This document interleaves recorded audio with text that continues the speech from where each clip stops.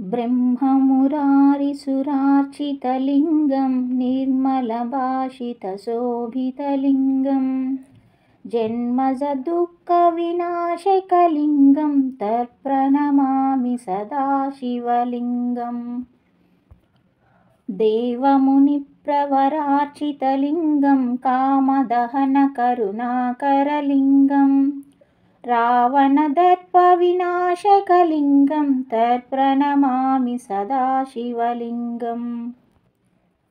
सर्वसुगन्धिसुलेपितलिङ्गं बुद्धिविवर्धनकारणलिङ्गं सिद्धसुरासुरवन्दितलिङ्गं तत्प्रणमामि सदा शिवलिङ्गम्। कनकमहामणिभूषितलिङ्गं फणिपरिवेष्टितशोभितलिङ्गं दक्षसुयज्ञविनाशनलिङ्गं तत्प्रणमामि सदा शिवलिङ्गम्।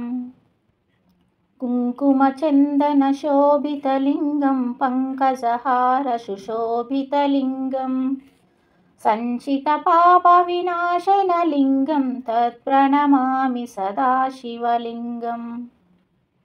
देवगणार्चितसेवितलिङ्गं भावये भक्तिभिरेव च लिङ्गं दिनकरकोटिप्रभाकरलिङ्गं तत्प्रणमामि सदा शिवलिङ्गम्। अष्टदलोपरिवेष्टितलिङ्गं सर्वसमुद्भवकारणलिङ्गम् अष्टदरिद्रविनाशकलिङ्गं तत्प्रणमामि सदा शिवलिङ्गम्।